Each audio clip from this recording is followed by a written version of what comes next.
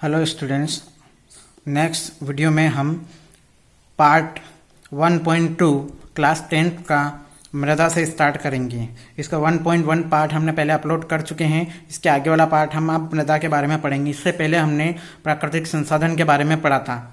तो मृदा का अर्थ होता है मिट्टी। मृदा की बनावट, प्रकार, वितरण एवं उसका संरक्षण किस प्रकार हम कर सकते हैं, इसके बारे में स्टूडेंट्स पढ़ेंगे। मृदा किसान की अमूल्य संपदा है। हमारे देश के आर्थिक विकास का प्रमुख आधार मिट्टी या मृदा है। अमेरिकी मिट्टी विशेषज्ञ डॉक्टर बेनेट के अनुसार मृदा भूपृष्ठ पर मिलने वाले असंगठित पदार्थों की वह ऊपरी परत है जो मूल चट्टान अथवा वनस्पति के योग से बनती है। देखिए स्टूडेंट्स, हम जानते हैं कि मृदा यानी कि मिट्टी के बिना किसान का जीवन अधूरा माना जाता है, क्योंकि किसान जो अपनी जीविका चलाता है, ये जो भी फसल वगैरह बोता है वो मिट्टी में ही बोता है।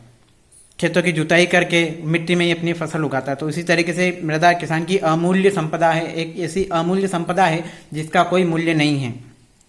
हमारे देश के आर्थिक विकास का प्रमुख आधार मिट्टी या मृदा है। हमारे देश में अभी अधिकतर लोग जो है वो खेती करते हैं और खेती जो है वो मिट्टी से की जाती है। मिट्टी में फसलों को उगाया जाता है, खेतों को जोता जाता है। तो इस तरीके से हमारे देश का आर्थिक विकास का जो आधार होता है वो क्या है, मिट्टी है। अमेरिकी एक विशेषज्ञ हैं, मिट्टी के विशेषज्ञ हैं, जिन्होंने कहा है कि मृदा भूपृष्ठ धरती पर मिलने वाली असंगठित पदार्थ, असंगठित मतलब बहुत सारे ऐसे पदार्थ जो हैं वो आपस में मिलजुल कर मृदा की ऊपरी परत बनाते हैं, या मृदा वह ऊपरी परत है जो मूल चट्टानों, बड़ी बड़ी चट्टानों से पिघल कर और बड़ी बड़ी वनस्पति, पेड़ पौधे, जीव जंतुओं के योग से मिलकर बनती है। धरातल के अधिकतर भाग पर मृदा पाई जाती है। यह मूल चट्टान और जैव पदार्थों का सम्मिश्रण है, जिसमें उपयुक्त जलवायु होने पर नाना प्रकार की वनस्पतियां उगती हैं। मृदा धरातल के अधिकतर भाग पर मिट्टी पाई जाती है और इसके अलावा इनका जो उद्गम स्थान होता है, जहाँ से इनकी उत्पत्ति होती है, वह मूल चट्टानों और जैव पदार्थों से मिलकर होती है। पेड़ पौधे, वनस्पतियां, जीव जंतु, ये सारे मिलकर मृदा का निर्माण करते हैं, जिसमें सबसे अधिक जो इम्पोर्टेंट रोल उपयोगी होता है वो होता है उपयुक्त जलवायु। जलवायु होने से अनेक प्रकार की जिस तरह की जलवायु होती है उसी तरह की पौधे या फसल मिट्टी में उगते हैं। मानव जीवन में मृदा का महत्व बहुत अधिक है, विशेषकर किसानों के लिए। हम जानते हैं कि किसान पूरी तरीके से खेती पर निर्भर होते हैं, खेती में ही अपनी फसल उगाते हैं और उसी तरीके से अपनी आर्थिक आजीविका को चलाते हुए अपनी सारी आवश्यकताओं की पूर्ति करते हैं। समस्त मानव जीवन मिट्टी पर निर्भर करता है। समस्त प्राणियों का भोजन प्रत्यक्ष या परोक्ष रूप से मिट्टी से प्राप्त होता है। जितने भी जीव जंतु हैं, मानव हैं, उन सभी को अपना भोजन या तो परोक्ष या तो प्रत्यक्ष रूप से या परोक्ष रूप से मिट्टी से ही प्राप्त होता है। हमारे वस्त्रों के निर्माण में प्रयुक्त कपास, रेशम, जूट व ऊन प्रत्यक्ष या परोक्ष रूप से हमें मिट्टी से ही मिलते हैं। जैसे भेड़ मिट्टी पर उगी घास खाती है और हमें ऊन देती है। रेशम के कीड़े वनस्पति पर जीते हैं और वनस्पति मिट्टी पर उगती है। भारत में लाखों घर मिट्टी के बने हुए हैं। हम जानते हैं कि हमारी जितनी भी दैनिक आवश्यकताएं उन सभी की पूर्ति करने के लिए मिट्टी कहीं ना कहीं हमसे जुड़ी हुई है। उदाहरण के तौर पर यहाँ पर बताया भी गया है कि जैसे भेड़ मिट्टी पर उगने वाली घास खाती है और फिर उस भेड़ से हमें ऊन प्राप्त होती है, तो ऊन हमारी आवश्यकताओं की पूर्ति करती है। रेशम के कीड़े वनस्पति पर जीते हैं और वनस्पति मिट्टी पर उगती है। हमने ये भी देखा है कि आज भी भारत में लगभग लाखों लोग ऐसे हैं जो आज भी कच्चे मकानों में रहते हैं और उनके मकान मिट्टी से ही बनाए जाते हैं। गांव में निवास करने वाले लगभग 70 से 80% जो आबादी होती है वो लगभग मिट्टी के बने हुए घरों में ही रहती है। हमारा पशुपालन उद्योग, कृषि और वनोद्योग मिट्टी पर आधारित है। इसी प्रकार मिट्टी हमारे जीवन का प्रमुख आधार है। विलकॉक्स के अनुसार मानव सभ्यता का इतिहास मिट्टी का इतिहास है और प्रत्येक व्यक्ति की शिक्षा मिट्टी से ही प्रारंभ होती है। हम जानते हैं कि हमारा जो मानव सभ्यता है वो हमारा इतिहास मिट्टी से ही संबंधित है और इसे मिट्टी पर हमने जन्म लिया है। और प्रत्येक व्यक्ति की जो शिक्षा होती है, जो स्टार्टिंग होती है, बच्चा जब छोटा होता है तो वो मिट्टी में ही खेलना शुरू होता है और उसी से उसकी शिक्षा प्रारंभ होती है। तो इस तरीके से हम कह सकते हैं कि हमारे मानव जीवन में मिट्टी एक महत्वपूर्ण रोल अदा करती है। आगे चलेंगे फ्रेंड्स, मृदा का निर्माण, मृदा यानी कि मिट्टी का निर्माण किस तरीके से होता है इसके बारे में हम डिटेल में पढ़ेंगे। मृदा के निर्माण की प्रक्रिया बहुत धीमी है, मतलब बहुत ही धीमी होने वाली ये प्रक्रिया है। मृदा की 1 सेंटीमीटर परत के निर्माण में सैकड़ों वर्ष लग जाते हैं। इसका अंदाजा हम इसी आंकड़े से लगा सकते हैं कि 1 सेंटीमीटर परत बनने में करीब सैकड़ों वर्ष, 100 से अधिक वर्षों का समय इसमें लग जाता है। इसकी 2.5 सेंटीमीटर की पतली परत के निर्माण में 1000 वर्षों से अधिक का समय लग सकता है। मृदा निर्माण के लिए समतल भूमि सबसे अच्छी होती है। भूमि का समतल होना मृदा निर्माण के लिए बहुत आवश्यक होता है, क्योंकि इस पर मृदा के निर्माण में कम से कम बाधाएं होती है। स्टूडेंट्स, मृदा के निर्माण में सहयोग देने वाले अनेक कारक हैं। बहुत सारे ऐसे कारक हैं या कारण हैं जिनकी सहायता से ही मृदा का निर्माण होता है, जैसे मूल चट्टान तथा भूभाग का उच्चावच यानी कि ऊपरी वाला भाग, हजारों वर्षों तक प्रभाव डालने वाली जलवायु की दशाएं जिनसे शैलों का अपक्षय होता है, पेड़ पौधे और जीव जंतुओं व इनके अवशेष, ये सभी कारक मिलकर, अवशेष मिलकर मृदा का निर्माण करते हैं। मृदा परिच्छेदिका पूर्ण विकसित मृदाओं के लंबवत परिच्छेद यानी कि कटान में मृदा का जो कटाव होता है उनमें क्या गठन, रंग और परतें एक के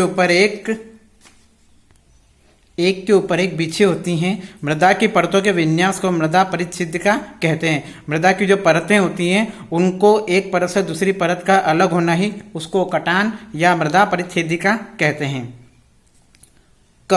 इसमें सबसे पहले क आता है, जो कि ऊपरी परत को ऊपरी मृदा, दूसरी परत को उपमृदा, तीसरी परत को अपक्षयित मूल चट्टानी पदार्थ तथा चौथी परत में मूल चट्टानें होती हैं, जैसा कि चित्र में दर्शाया गया है। ये चित्र अपने को यहाँ पर नजर आ रहा है। इस चित्र में बताया गया है कि ये होती है सबसे ऊपरी वाली परत, दूसरी परत को उपमृदा कहेंगे, तीसरी जो स्थिति ग वाली होगी अपक्षयित सेल कहेंगे या अपक्षयित स्थिति कहेंगे, और घ सबसे नीचे वाली जो है वो आधार सेल कहेंगे, जिसमें बड़ी बड़ी चट्टानें वगैरह रहती हैं।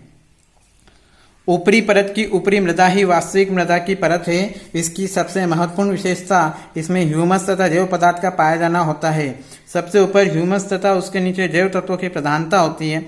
सबसे ऊपरी वाली जो परत होती है उसमें ये सबसे वास्तविक मृदा की ऊपरी परत जो है यही सबसे इम्पोर्टेंट रोल अदा करती है हमारी फसल को उगाने में और पेड़ पौधों के विकास होने में। इसमें नीचे जैव तत्व भी पाए जाते हैं। दूसरी परत में उपमृदा होती है, जिसमें चट्टानों के टुकड़े, बालू, गाद और चिकनी मिट्टी होती है। तीसरी परत में अपक्षयित मूल चट्टानी पदार्थ तथा चौथी परत में मूल चट्टानी पदार्थ होते हैं। तो इस तरीके से जो तीसरी परत है उसमें चट्टानों के टुकड़े, दूसरी परत में चट्टानों के टुकड़े, बालू, गाद और चिकनी मिट्टी होती है। तीसरी परत में अपक्षयित मूल चट्टानी पदार्थ, बहुत ही कम छोटे छोटे टुकड़ों में चट्टाने पदार्थ होते हैं, और चौथी परत में मूल चट्टानी पदार्थ होते हैं। मूल चट्टानी यानी कि मेन जो चट्टान होती है जिससे मृदा का निर्माण होता है, अलग अलग टुकड़ों में टूटकर मृदा का निर्माण होता है, उसे मूल चट्टान कहते हैं। मृदा का प्रकार एवं वितरण। स्टूडेंट्स, अभी तक हमने पढ़ा कि मृदा का निर्माण किस तरीके से होता है। इन शॉर्ट में संक्षेप में अगर हम लोग समझें तो मृदा एक तरीके से जितने भी वनस्पतिक जीव जंतु हैं उनके अवशेषों का एक रूप है, या हम कहना चाहें कि बड़ी बड़ी चट्टानों का एक छोटे छोटे या बारीक रूप में रूपांतरण है। आगे हम पढ़ेंगे मृदा के प्रकार एवं वितरण। मृदा का वर्गीकरण अनेक विद्वानों ने किया है। भारत अपनी धरातलीय संरचना, वनस्पति, जलवायु की विविधता के लिए जाना जाता है। इस कारण भारत में मृदा को निम्नांकित रूप से वर्गीकृत किया जा सकता है। हमारे भारत में अनेक प्रकार की मृदा पाई जाती है, मिट्टी पाई जाती है। अलग अलग क्षेत्र में अलग अलग प्रकार की मृदा पाई जाती है। मिट्टी के अलग अलग रूप हैं, वो वहाँ की धरातलीय संरचना, वनस्पति और जलवायु वहाँ पर कैसी है उस तरीके से मृदा अपना रूप बदल लेती है, उसमें कुछ परिवर्तन आ जाता है। तो सबसे पहले इसमें हम पढ़ेंगे जलोढ़ मिट्टी। अब जलोढ़ मिट्टी किसे कहते हैं, किस तरीके से बनती है, किस तरह इसका निर्माण होता है और ये कहाँ कहाँ पाई जाती है, किस तरह का इसका रंग रूप होता है, इसके बारे में स्टूडेंट्स हम आगे पढ़ेंगे। इसे कांप, दोमट, कछारी या चीका मिट्टी कहा जाता है। इसे कांप, दोमट मिट्टी, कछारी मिट्टी या चीका मिट्टी भी कहा जाता है। जलोढ़ मिट्टी को ही कहा जाता है। यह मिट्टी हल्के भूरे रंग की होती है। खुदाई करने पर यह मिट्टी 490 मीटर की गहराई तक पाई गई है। यानी कि अगर हम लोग भूमि में खुदाई करें तो लगभग नीचे 490 मीटर की गहराई तक ये पाई गई है। इस मिट्टी में नाइट्रोजन, फास्फोरस और वनस्पति अंशों की कमी है, परंतु पोटाश और चूना पर्याप्त मात्रा में पाया जाता है। ये जो जलोढ़ मिट्टी यानी कि दोमट मिट्टी भी इसे कहते हैं, कछारी मिट्टी भी कहते हैं, इसमें नाइट्रोजन, फास्फोरस और वनस्पति इनकी कमी होती है, परंतु लेकिन इसमें पोटाश और चूना जो होता है वो पर्याप्त मात्रा में पाया जाता है, जो कि फसल के उपजाऊ के लिए नाइट्रोजन फास्फोरस जो पदार्थ होते हैं वो बहुत उपयोगी होते हैं और जलोढ़ मिट्टी में इनकी कमी होती है। भारत में यह मिट्टी हिमालय से निकलने वाली 3 बड़ी नदियों सतलुज, गंगा एवं ब्रह्मपुत्र एवं उनकी सहायक नदियों द्वारा बहाकर लाई गई कांप मिट्टी से निर्मित हुई है, इसीलिए इसको कांप मिट्टी भी कहा जाता है। मिट्टी के इन बारीक कणों को जलोढ़क कहते हैं। इस मिट्टी में विभिन्न मात्रा में रेत, गाद तथा मृत्तिका, चिका मिट्टी मिली होती है। फ्रेंड्स, जलोढ़ मिट्टी अगर हम शॉर्ट में समझे तो ये है कि यह भारत के हिमालय क्षेत्र से निकलने वाली नदियों, जो 3 बड़ी नदियां हैं सतलुज, गंगा और ब्रह्मपुत्र, उन नदियों के द्वारा जो गाद बहाकर लाई जाती है उससे इसका निर्माण होता है और ये काप मिट्टी से निर्मित होती है, इसीलिए इसको काप मिट्टी भी बोला जाता है। और मिट्टी के जो बारीक छोटे छोटे कण होते हैं उनको जलोढ़क कहते हैं, क्योंकि जल से इनका निर्माण होता है, इसीलिए इस मात्रा में रेत, गाद और मृत्तिका यानी कि चिका मिट्टी जो होती है, चिकनी मिट्टी मिली होती है। भारत के काफी बड़े क्षेत्र में पाई जाने के कारण यह मिट्टी बहुत महत्वपूर्ण है। इसके अंतर्गत देश का 40% भाग सम्मिलित है। भारत के अधिकतर क्षेत्र में यह मिट्टी पाई जाती है और लगभग हमारे देश का जो 40% भाग होता है इसको कवर किए हुए, यानी कि हमारे देश के लगभग 40% भाग पर जलोढ़ मिट्टी पाई जाती है। यह मिट्टी हिमालय से निकलने वाली सतलुज, गंगा, ब्रह्मपुत्र और उनके सहायक नदियों की द्रोणी में स्थित पंजाब, हरियाणा, उत्तर प्रदेश, उत्तराखंड, बिहार, पश्चिम बंगाल, असम, मेघालय तथा उत्तर पूर्वी राजस्थान में मिलती है। इतने सारे क्षेत्रों में ये जलोढ़ मिट्टी पाई जाती है। इसके अतिरिक्त दक्षिण भारत में गोदावरी, कृष्णा, कावेरी नदियों के डेल्टाई भागों, पूर्वी तथा पश्चिमी समुद्र तटीय मैदानों तथा नर्मदा और ताप्ती नदियों की घाटियों में भी सामान्य रूप से मिलती है। तो इस तरीके से हम समझ सकते हैं कि जलोढ़ मिट्टी लगभग 40% भाग हमारे क्षेत्र का कवर किए हुए है। और ये अलग अलग जो राज्य हैं, पंजाब, हरियाणा, उत्तर प्रदेश, उत्तराखंड, बिहार, पश्चिम बंगाल, असम, मेघालय तथा उत्तर पूर्वी राजस्थान में भी जलोढ़ मिट्टी ही पाई जाती है। तो ये थी जलोढ़ मिट्टी, इसके बारे में हमने पढ़ा फ्रेंड्स। नेक्स्ट पॉइंट है काली या रेगड़ मिट्टी। पहली मृदा का जो प्रकार था जलोढ़ मिट्टी वो हमने पढ़ा, बागे काली या रेगड़ मिट्टी। इस मिट्टी को रेगड़ या कपास वाली काली मिट्टी भी कहते हैं। इसका रंग गहरा काला और कणों की बनावट बारीक व घनी होती है। इसमें अधिक देर तक जल व नमी ठहर सकती है। इस मिट्टी में चूना, पोटाश, मैग्नीशियम, एल्यूमिनियम तथा लोहा पर्याप्त मात्रा में पाया जाता है। काली या रेगड़ मिट्टी हम किसे कहेंगे? इस मिट्टी को रेगड़ या कपास वाली काली मिट्टी भी कहते हैं, जिसमें कपास की फसल बहुत अधिक मात्रा में होती है।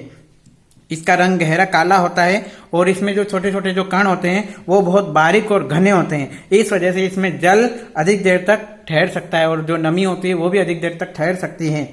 इस मिट्टी में चूना, पोटाश, मैग्नीशियम, एल्यूमिनियम तथा लोहा पर्याप्त मात्रा में पाया जाता है, किंतु फास्फोरस, नाइट्रोजन और जीवांश का अभाव होता है। इसमें रासायनिक तत्वों की मात्रा अधिक होती है। सूख जाने पर इसमें दरारें पड़ जाती है। इन दरारों से इसके वायु मिश्रण में सहायता मिलती है। इसे स्वतः जुताई वाली मिट्टी भी कहा जाता है। ये काली मिट्टी जो होती है लगभग सभी फसलों के लिए उपयोगी होती है, क्योंकि इसमें जो भी आवश्यक पदार्थ है जो फसल की ग्रोथ यानी कि विकास के लिए जो सहायक होते हैं वो सभी तत्व इसमें पाए जाते हैं। इसमें रासायनिक तत्वों की मात्रा अधिक होती है। सूख जाने पर इसमें दरारें पड़ जाती है। जैसे जैसे ये काली मिट्टी सूख जाती है इसमें दरारें पड़ जाती है और इन दरारों से वायु मिश्रण में सहायता मिलती है। इन दरारों से ही इस मिट्टी में वायु प्रवेश करती है और इसीलिए इसे स्वतः ही जुताई वाली मिट्टी भी कहा जाता है। स्वतः ही ये जुत जाती है, यानी कि इसमें ऑटोमेटिकली दरारें पड़ जाती है। इस कारण से इसके सारे पोषक तत्व इसमें सम्मिलित रहते हैं। भारत में यह मिट्टी गुजरात से अमरकंटक तक तथा बेलगांव से गुना तक पाई जाती है। यह मिट्टी महाराष्ट्र के विदर्भ, खानदेश एवं मराठवाड़ा, मध्य प्रदेश में, उड़ीसा के दक्षिणी भाग, कर्नाटक के उत्तरी जिलों, आंध्र प्रदेश के दक्षिणी और तटवर्ती भाग, तमिलनाडु के भाग तथा राजस्थान के कुछ जिलों तथा उत्तर प्रदेश के बुंदेलखंड संभाग में मिलती है। यह मिट्टी कपास, दालें आदि के लिए अत्यधिक उपयुक्त है। फ्रेंड्स, हम लोग पढ़ चुके हैं, समझ चुके हैं कि जो काली मिट्टी होती है फसल के लिए सबसे अधिक उपजाऊ मिट्टी काली मिट्टी या रेगड़ मिट्टी को कहा जाता है, जिसमें कपास, दालें और के लिए अत्यधिक उपयुक्त हैं। इस मिट्टी में सारी फसलें बहुत ही अच्छी पैदावार होती हैं। अगला हम पढ़ेंगे लाल मिट्टी। अभी तक हमने पढ़ा जलोढ़ मिट्टी और काली या रेगड़ मिट्टी, लेकिन अब हम पढ़ेंगे लाल मिट्टी। यह मिट्टी शुष्क और तर जलवायु में प्राचीन रवेदार या परिवर्तित चट्टानों के टूट फूट से बनती है। रवेदार यानी कि जिसमें रेशे होते हैं। ताप्ती नदी घाटी में पहाड़ियों के ढालों पर लगातार गर्मी पड़ने से चट्टानों के टूटने पर उसमें मिला हुआ लोहा मिट्टी में फैल जाता है, जिससे इसका रंग लाल हो गया है। जो ताप्ती नदी घाटी में पहाड़ियां हैं, उनकी ढालों पर अत्यधिक गर्मी पड़ने से चट्टानें जो टूटती हैं, उन चट्टानों के टूटने से इसमें जो लोहा मिला हुआ होता है वो मिट्टी में फैल जाता है, जिस कारण इसका रंग लाल हो गया है। कहीं कहीं इसका रंग भूरा, चॉकलेटी, पीला अथवा काला भी है। अनेक प्रकार के चट्टानों से बनी होने के कारण गहराई और उर्वरा शक्ति में भिन्नता पाई जाती है। यह मिट्टी अत्यंत रंध्रयुक्त है, यानी कि इस मिट्टी में अधिक छिद्र पाए जाते हैं। यह अत्यंत बारीक और गहरी होने पर ही उपजाऊ होती है, यानी कि इस मिट्टी में जितनी बारीक कण होंगे और जितनी गहरी होगी उतना ही इसमें उर्वरा शक्ति पाई जाती है। इस मिट्टी में लोहा, एल्यूमिनियम और चूना अधिक होता है। शुष्क ऊंचे मैदानों में पाई जाने वाली मिट्टी उपजाऊ नहीं होती, क्योंकि यहाँ की मिट्टी हल्के रंग की, पथरीली, कम गहरी तथा बालू के समान मोटे कण वाली होती है। किंतु निम्न भूमि क्षेत्र की मिट्टी अधिक गहरी, उपजाऊ और लाल रंग की होती है। शुष्क जो ऊंचे स्थान पाए जाते हैं, उन ऊंचे स्थानों में मिट्टी जो होती है हल्के रंग की होती है, पथरीली होती है, उनमें रेतीला कण जो है ज्यादा पाया जाता है, जिस कारण वो उपजाऊ नहीं होती। और जबकि निम्न क्षेत्र में जो भूमि में जो मिट्टी पाई जाती है वो अधिक गहरी, उपजाऊ, लाल रंग की होती है। यह मिट्टी उत्तर प्रदेश के बुंदेलखंड से लेकर दक्षिण के प्रायद्वीप तक पाई जाती है। यह मध्य प्रदेश, छत्तीसगढ़, झारखंड, पश्चिम बंगाल, मेघालय, नागालैंड, उत्तर प्रदेश, राजस्थान, तमिलनाडु तथा महाराष्ट्र में मिलती है। इस मिट्टी में बाजरा की फसल अच्छी पैदा होती है, किंतु गहरे लाल रंग की मिट्टी कपास, गेहूं, दालें और मोटे अनाज के लिए उपयुक्त हैं। ये इस तरह की मिट्टी जो पाई जाती है, हमने पढ़ा कि अनेक क्षेत्रों में पाई जाती है। मध्य प्रदेश के अलावा उत्तर प्रदेश, राजस्थान, गुजरात, महाराष्ट्र, पश्चिम बंगाल, झारखंड, छत्तीसगढ़, नागालैंड आदि क्षेत्रों में पाई जाती है। तो ये थी लाल मिट्टी फ्रेंड्स। नेक्स्ट अगला है हमारा लेटेराइट मिट्टी। इस मिट्टी का निर्माण ऐसे भागों में हुआ है जहां शुष्क व तर मौसम बारी बारी से होता है। शुष्क यानी कि सूखा और तर मौसम जो है जल्दी जल्दी बारी बारी से होता है। यह मिट्टी लेटेराइट चट्टानों की टूट फूट से बनती है। यह मिट्टी चौरस उच्च भूमियों पर मिलती है। लेटेराइट चट्टानों से मिलकर बने होने के कारण ही इस मिट्टी को लेटेराइट मिट्टी भी कहा जाता है। इसमें चूना, फास्फोरस और पोटाश कम मिलता है, किंतु वनस्पति का अंश पर्याप्त होता है। गहरी लेटेराइट मिट्टी में लोहा, ऑक्साइड और पोटाश की मात्रा अधिक होती है। लेटेराइट मिट्टी 3 प्रकार की होती है। इसमें चूना और फास्फोरस, पोटाश कम मिलता है, लेकिन इसमें जो वनस्पति के जो कण होते हैं, वनस्पति का जो अंश होता है वो पर्याप्त होता है। लेटेराइट मिट्टी 3 प्रकार की होती है। गहरी लाल लेटेराइट मिट्टी, सफेद लेटेराइट मिट्टी और गहरी जल वाली लेटेराइट मिट्टी। यह तमिलनाडु के पहाड़ी भागों और निचले क्षेत्रों, कर्नाटक के कुर्ग जिलों, केरल राज्य के चौड़े समुद्री तट, महाराष्ट्र के रत्नागिरी जिले, पश्चिम बंगाल के बेसाल्ट और ग्रेनाइट पहाड़ियों के बीच तथा उड़ीसा के पठार के ऊपरी भागों और घाटियों में मिलती है। यह मिट्टी चावल, कपास, गेहूं, दाल, मोटे अनाज, सिनकोना, चाय, कहवा आदि फसलों के लिए उपयोगी है। तो इस तरीके से जो लेटेराइट मिट्टी होती है, मुख्य तौर से ये सारी फसलें जो भी हमने पढ़ी है, चावल, कपास, गेहूं, दाल, मोटे अनाज, सिनकोना, चाय, कहवा आदि फसलों के लिए बहुत उपयोगी होती है। इस मिट्टी में ही इन फसलों की पैदावार बहुत अच्छी होती है। अगला पॉइंट है मरुस्थली मिट्टी। यह बालू प्रधान मिट्टी है, मतलब इसमें बालू के जो कण होते हैं वो अधिकता में पाए जाते हैं, जिसमें बालू के कण मोटे होते हैं। यह मिट्टी दक्षिण पश्चिम मानसून द्वारा कच्छ के रन की ओर से उड़कर भारत के पश्चिमी शुष्क प्रदेश में जमा हुई है। कच्छ गुजरात का जो क्षेत्र है, वहां पर रन नामक क्षेत्र है, वहां से उड़कर भारत के पश्चिमी क्षेत्र में आई है। इसमें खनिज नमक अधिक मात्रा में पाया जाता है, क्योंकि गुजरात में समुद्र तटों के आसपास वाला जो क्षेत्र है वो कच्छ का क्षेत्र पाया जाता है। मरुस्थली मिट्टी में नमी कम रहती है तथा वनस्पति के अंश भी कम ही पाए जाते हैं, किंतु सिंचाई करने पर यह उपजाऊ हो जाती है। अगर इसकी लगातार सिंचाई की जाए तो यह मिट्टी उपजाऊ हो जाती है। इस मिट्टी में गेहूं, गन्ना, कपास, ज्वार, बाजरा, सब्जियां आदि पैदा की जाती है। इस तरह की मिट्टी जो मरुस्थली मिट्टी होती है, जैसा कि नाम से स्पष्ट है, मरुस्थली मिट्टी यानी कि मरुस्थल, जहां रेत का अधिकता पाया जाता है, इसमें बालू की अधिकता पाई जाती है, इसीलिए इसे मरुस्थली मिट्टी कहते हैं। सिंचाई की सुविधा उपलब्ध न होने पर यह बंजर पड़ी रहती है। इस प्रकार की मिट्टी शुष्क प्रदेशों में विशेषकर पश्चिमी राजस्थान, गुजरात, दक्षिणी पंजाब, दक्षिणी हरियाणा और पश्चिमी उत्तर प्रदेश में मिलती है। इसे हम मरुस्थलीय मिट्टी कहते हैं। स्टूडेंट्स, यहाँ पर भारत का एक नक्शा बताया गया है जिसमें कौन से हिस्से में कौन कौन सी मिट्टी है, उनके प्रकार बताए गए हैं। तो हम सबसे पहले इस नक्शे के द्वारा समझ लेते हैं कि भारत के कौन से हिस्से में कौन सी मिट्टी पाई जाती है। तो काप मिट्टी वाला जो क्षेत्र है, ये वाला जो क्षेत्र है आपका, ये सारा काप मिट्टी से बना हुआ है। काली मिट्टी जो आपका काला काला जो क्षेत्र है यहाँ पर नजर आ रहा है, काले रंग में नजर आ रहा है, ये आपका काला क्षेत्र पाया जाता है। मध्य प्रदेश, राजस्थान, गुजरात वगैरह में ये पाई जाती है। लाल मिट्टी जो है आपकी, ये वाला जो क्षेत्र होता है म्यांमार से ऊपर वाला क्षेत्र, यहाँ पर आपकी ये लाल मिट्टी पाई जाती है। लाल मिट्टी का कुछ भाग आप यहाँ पर अरब सागर के आसपास भी देख सकते हैं। लेटराइट मिट्टी या आपकी लेटराइट मिट्टी यहाँ पाई जाती है। इस वाले क्षेत्र में केरल से रिलेटेड जो क्षेत्र है, यहाँ पर आपकी लेटराइट मिट्टी पाई जाती है। शुष्क व मरुस्थलीय मिट्टी, ये पीला वाला जो भाग आपका राजस्थान, दिल्ली, हरियाणा वगैरह पंजाब वाले हिस्से में शुष्क मरुस्थलीय मिट्टी पाई जाती है। वन व पर्वतीय मिट्टी, ये आपके हिमालय वाले क्षेत्र में वन व पर्वतीय मिट्टी पाई जाती है। दलदली मिट्टी, ये वाला जो क्षेत्र आपके बंगाल की खाड़ी से जो लगा हुआ है, बांग्लादेश से जो क्षेत्र लगा हुआ है, वहाँ आपकी दलदली मिट्टी पाई जाती है। और जो सफ़ेद वाला भाग है, सफ़ेद वाला जो हिस्सा है, वो आपकी लवण युक्त मिट्टी पाई जाती है, जिसमें नमक की मात्रा अधिकता में पाई जाती है। पर्वतीय मिट्टी, यह मिट्टी हिमालयी पर्वत श्रेणियों पर पाई जाती है। अधिकांशतः यह मिट्टी पतली, दलदली और छिद्रमयी होती है।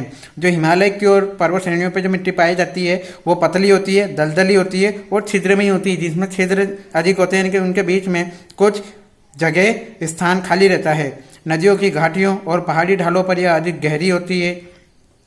नदियों की घाटियों और पहाड़ी ढालों पर अधिक गहरी होती है। हिमालय के दक्षिणी ढालों के अधिक खड़ा होने के कारण यहाँ इसका जमाव अधिक नहीं रहता है। ढलान होने के कारण ये इसका जमाव अधिक नहीं हो पाता। जहाँ ढलान होती है वहाँ पर ये टिकती नहीं है। पहाड़ी ढालों के तलहटी में टर्शीयकालीन मिट्टी पाई जाती है, जो हल्की, बलुई, छिछली, छिद्रमय और कम वनस्पति अंश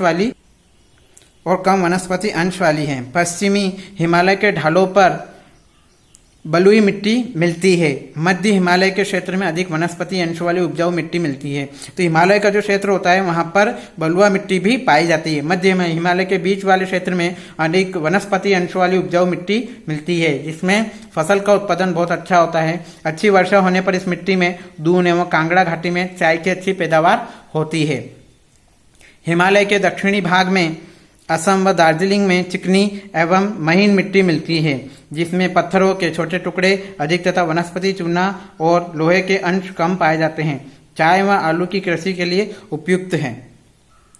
ऐसी मिट्टी जिसमें चूना और लोहे के अंश कम पाए जाते हैं और जिसमें पत्थरों के छोटे टुकड़े अधिक और वनस्पति और चूना और लोहे के जो अंश कम पाए जाते हैं, वे चाय और आलू की खेती के लिए उपयुक्त पाई जाती हैं।